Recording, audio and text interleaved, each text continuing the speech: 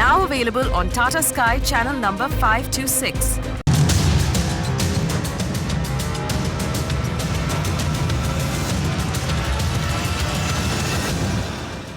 Hello and welcome to the news here on Magic Bricks, now India's first property business channel. I'm Krishna Kumar. Let's take a look at the top stories that we're tracking. The Mumbai Development Plan, or DP, will be delayed again. Sources in the civic body do not expect the plan to be ready for rollout before August this year. This delay comes after planners were granted a third extension by the state government. That's a Magic Bricks Now exclusive. 4,000 of 1.3 lakh applicants get their keys to their MADA homes in Mumbai. The state government pledges to bridge the demand-supply gap, will build another 2 lakh affordable homes over the next 2 years. All eyes are on Suresh Prabhu as he gets set to announce the rail budget on the 25th of February tomorrow. Hopes are high that this Mumbaikar will greenlight the Mumbai-Ahmedabad bullet train and a much-needed revamp of Mumbai's lifeline, the local trains. Straight up, Mumbai's development plan, or DP, is in for another delay. Magic Bricks Now learns that the city will function without a plan until at least the middle of 2016. It was just last month that BMC got a third extension from the state government to prepare for an error-free plan. The plan was expected by June this year. However, it now appears that it will be further delayed. Disha Shah, who tracks BMC, gets us this exclusive report. Mumbai won't have a development plan till the middle of the year. This is what we are hearing from BMC officials. They say that a draft for the development plan will be prepared by first week of April this year, which will be then submitted to the corporation, who will then invite suggestions and objections from the citizens of Mumbai. Citizens will get 2 months of time to submit their suggestions and objections if they have any from the development plan.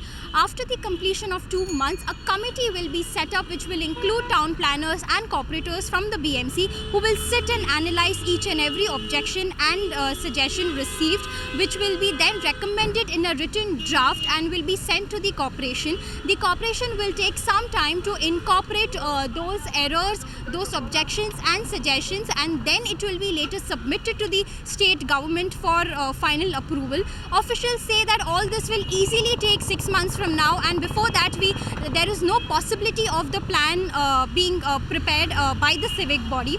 Just to give you a quick background, the civic body has been working for the development plan for the past 2 years. This is not the first extension or the second extension, but this is the third extension that the civic body has got from the government to prepare an error-free plan for the city.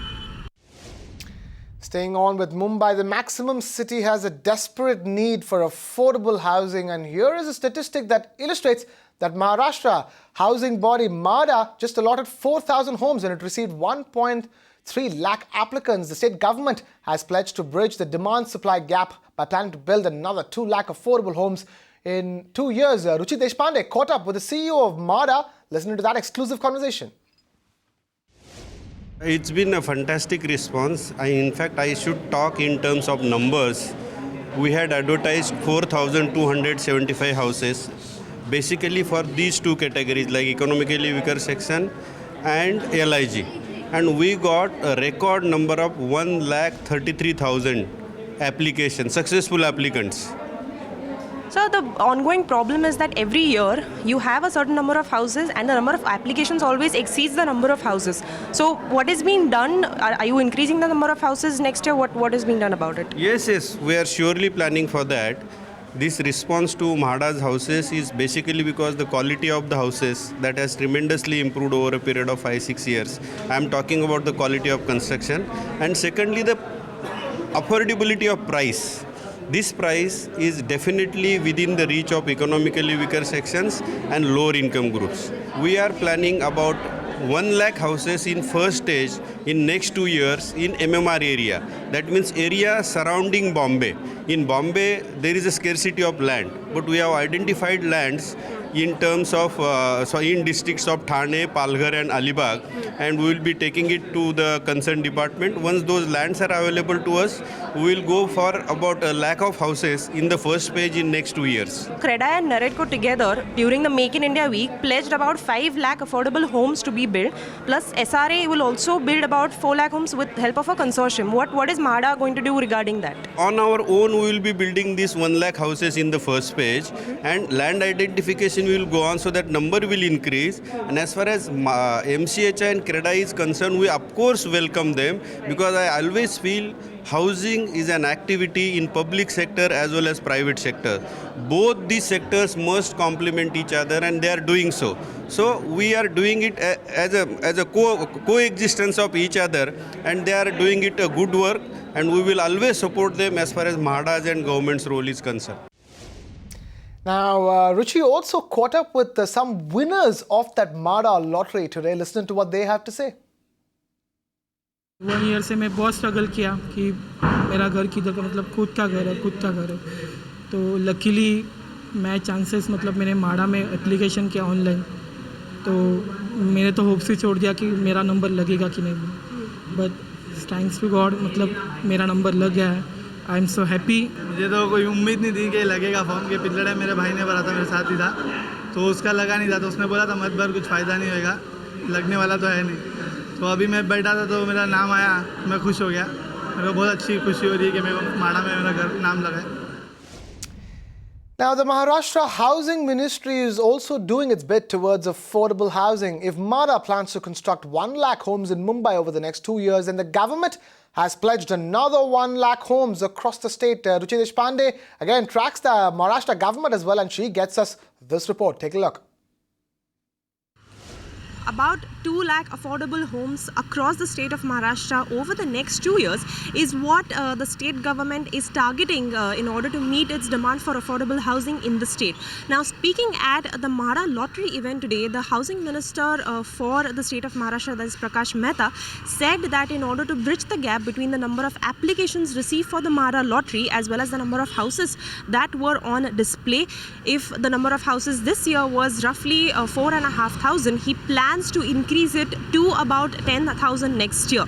What he also said that the Maharashtra state has aimed to create 25 lakh affordable homes by 2022, out of which 11 lakh homes will be only in the Mumbai metropolitan region. What he further added that in order to meet the target of 2 lakh homes over the next 2 years, he would be, the state government will get into public-private partnerships as well as allot the help of MHADA in order to achieve this target.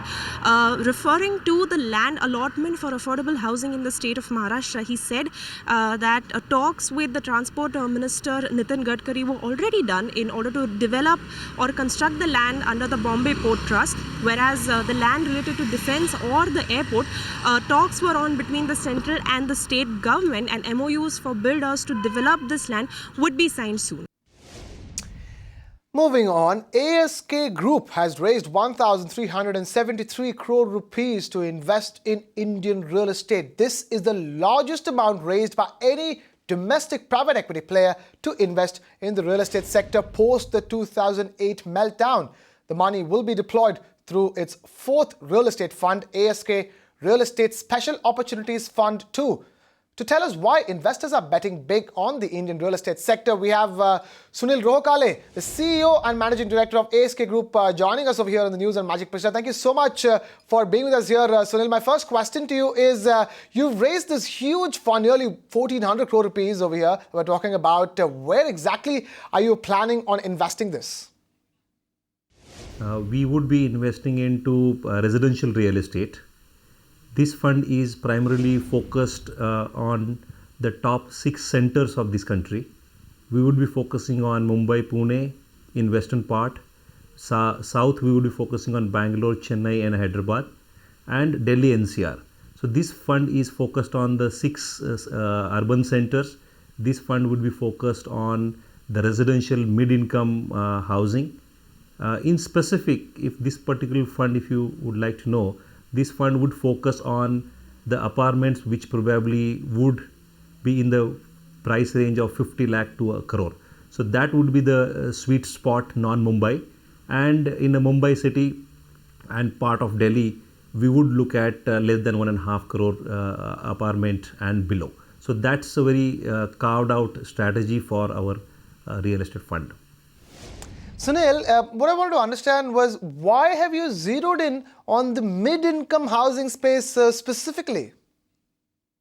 Since 2009, when we raised our first domestic fund, and 2011 when we raised our second domestic fund, and this is our third domestic fund of 1,400 crore, all the while we have focused only on the thriving middle class of this country, because we feel the upwardly mobile middle class and the middle class segment, which is aspirational middle class, educated, this is the segment which probably is actively seeking for a first home of their life cycle, and these are the people who get loan the faster from the banks.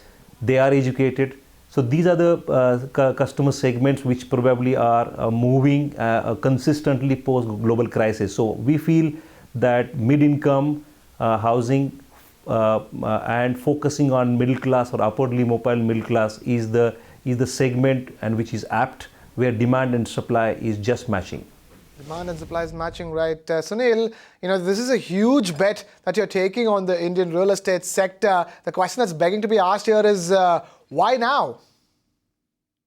This is our third domestic fund. We have raised 3,500 crore in last 7 years through our real estate funds practice. So it is not something exceptional that you have came out with the real estate fund in this market.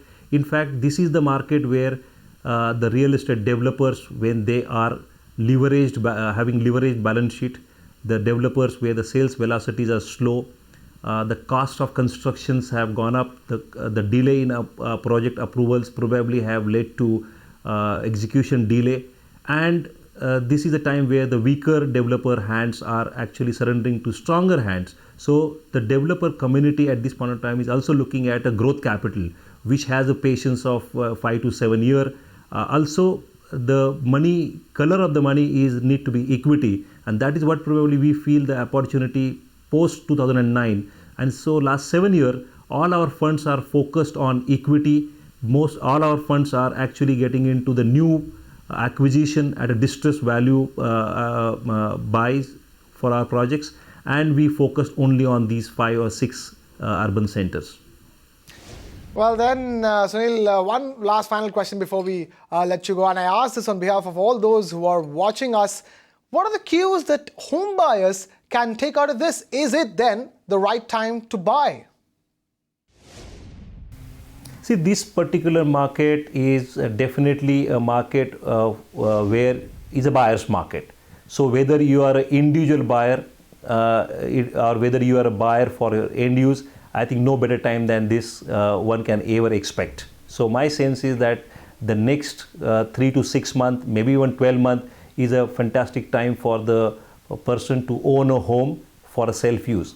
But this is not really a market for individual retail investor who wanted to buy the unit and then expecting the price rise to happen in the next 3 year time where he can generate return. Those look to me apprehensive at this point of time. This is a market for people like us who are sophisticated private equity investors or an FDI investors who probably buys, control the asset and do the active asset management along with the developer partner and ensure the project margins are sufficient to get your returns. So hence this is a good time for a private equity and the dollar investors, FDI investors. It is a good time for the individual home buyers and may not be as much good for the individual investors. Good time for the individual home buyers. Sunil Rohakale, CEO and Managing Director of ASK Group. Thank you so much for taking time out to be with us here then on the news and Magic Bricks. Now, the rail budget is just about a few hours away. Urban citizens like you and me should be keeping a close watch on what Railway Minister Suresh Prabhu has to offer. The big question is, will Prime Minister Modi's pet project, the much-awaited Mumbai-Ahmedabad bullet train, get a shot in the arm? The government has now formed a new entity for the high-speed corridor. Modi's pet project may get 200 crore rupees as far as the rail budget is concerned. And now rail budget expectations of Mumbaikars. The prime focus of Mumbai is the much-awaited Mumbai Urban Transport Project Phase 3. Will the project get a green signal from Railway Minister Suresh Prabhu? Our reporter Aishwarya Paliwal joins us for more. Aishwarya, tell us what exactly are Mumbaikars telling you? City officials as well as authorities are hoping that the railway budget for 2016-2017 will provide a shot in the arm for MUTP, that is Mumbai Urban Transport Project. Some of Bombay's most ambitious projects are under this, one of them being an elevated railway track between Churchgate and Virar. Now the estimated cost to build this elevated track is close to 9,000 crore rupees, and authorities say that close to 75 lakh people will commute through this if it becomes a reality every day. Another important project under MUTP is the corridor between Panvel, Vasai and Virar. Now Panvel, Vasai and Virar are also the areas where we have seen affordable housing take a boost in the past few years. Another thing that MUTP is looking at doing is building a fifth and the sixth line between Borivali and Virar, between Diva and Thane, and between Kalwa and Airoli. Now what these extended lines will do is that they will improve connectivity to these far-flung areas, and it will be very easy for commuters to travel daily. Also, affordable housing which we have seen come up in these peripheral areas will get a boost as more and more people will be able to buy houses there, and also they'll be able to commute easily. Not just that, MUTP is also looking at making transport not just easy but also safe for commuters. They are looking at building more elevated platforms, they are looking at building foot-over bridges, they are looking at installing more CCTV cameras for this. Now, if the railway budget has some place for MUTP in it, then it will make the life of Mumbaikars really easy. Now, obviously, the real estate market and the railways are interrelated. Better connectivity would mean stronger growth for property rates. We're being joined now by Pankaj Kapoor, founder and MD of Liazes for more on that. Pankaj, thank you so much for taking time out to be with us over here. But tell us how the bullet train will boost the real estate sector of both Ahmedabad and Mumbai. Good for some of these SIR project, which is a special investment region created in Gujarat, especially GIFT cities and Dholera, because they are looking at creating a financial hub over there, while the financial clustering and infrastructure is not there in Gujarat or existing over there. So it will help the percolation from Mumbai to that side. So there is kind of a logistic and transformations which may happen or transition which can take place from Mumbai to Ahmedabad. So you're saying that Gujarat will benefit heavily from this. How will the transition of resources then happen between the two states? Yeah, it is like, it's like the transition takes place from high economy to the lower economy. So my own sense, Mumbai economic intensity is much larger than Ahmedabad. So the transition will percolate more from this side to that side. But having said that, there would still be a gain from other side to Mumbai too. Pankaj, stay on with us because we will be needing your opinion on our next topic as well. Pankaj, now MUTP's proposal bodes well for all the peripheral markets, Panvel, Vashi and Virar. So in your opinion, if connectivity projects get a nod, will it have, boost affordable housing, most of which has come up in these areas in the recent past? No, it is, and certainly it is going to really do good to all these affordable housing projects which are situated in these particular areas. Today is like that, despite this demand, but since these places are not so accessible in the sense of, even though there are trains available, but they are so crowded that it frustrates the people to travel on everyday basis. And more and more train comes, is more convenience, then that the accessibility will improve, and it augurs very good for the affordable housing. The Diva and the farther regions will grow because a lot of people will be able to travel to those places, as well as it will also augurs very well for Thane and Navi Mumbai region, because they will get more employable population within the catchment. So the migration, daily migration, the job growth and the commercial growth in this region will get stimulated. So, it is going to boost the real estate for both the areas. So a thumbs up from your side for this boost in connectivity. Now, Thane as an area has seen a lot of big ticket deals in the recent past. Do you believe that real estate in Thane and adjoining areas will also get a boost from this? The Diva and the Parda regions will grow because a lot of people will be able to travel to those places, as well as it will also augurs very well for Thane and Navi Mumbai region because they will get more employable population within the catchment. So the migration, daily migration, the job growth and the commercial growth in this region will get stimulated. So, it is going to boost the real estate for both the areas. More than a year after the market regulator SEBI notified real estate investment trusts, or REITs as they're known, have still not taken off in India. The reason: an unfriendly tax regime that taxes the developer who sets up the REIT and the investor when he earns from it. And Realty Inc. is hoping that Budget 2016 will address these issues. Amita Balachandra gets us his report. Finance Minister Arun Jaitley announced the creation of a new asset class last Union Budget. Modelled on mutual funds, REITs or real estate investment trusts would give developers access to cheaper finance, while retail investors would get a safe route to make small SIP-like investments in real estate. However, no REITs have been launched as yet.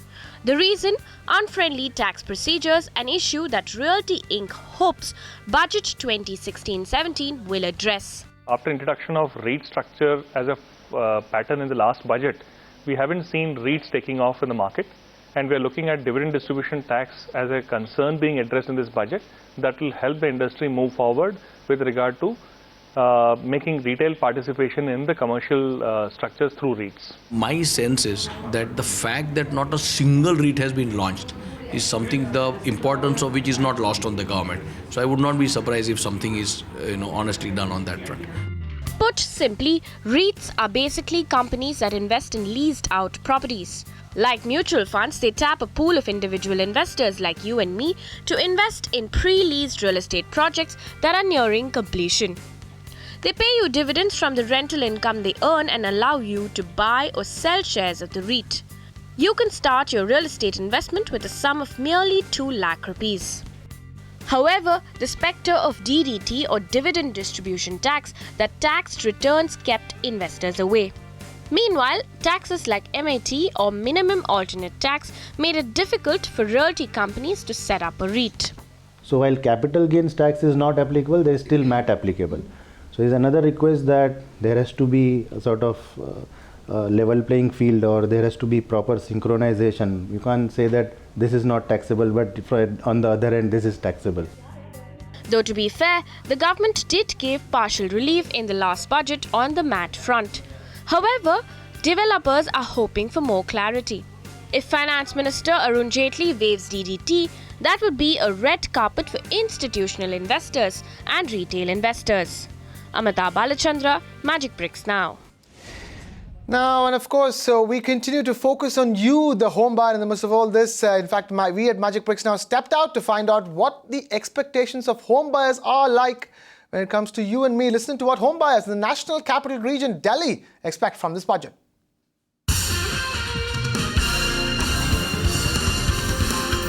Cheater builders काफ़ी enter हो गए हैं market में, उनकी वजह से general builder परेशान हो रहे हैं. लोगों को घर खरीदने में बड़ा शक रहता है कि कहाँ से लें, क्या पता धोखा ना हो जाए.